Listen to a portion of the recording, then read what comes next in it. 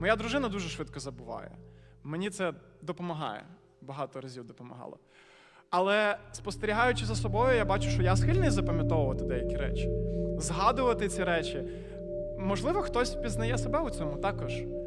Мені здається, пам'ять – це спільна риса всіх нас. Пам'ять образ, які нам завдали, пам'ять зла, яке було зроблене проти нас. І цю пам'ять ми потім використовуємо для помсти. Апостол Петро каже, не відповідайте, не відплачуйте злом за зло. Він каже, не мстіться, але гордість спонукає нас відплатити.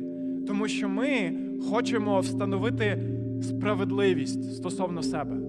Ми хочемо встановити справедливість, бо ми дуже важливі в своїх очах.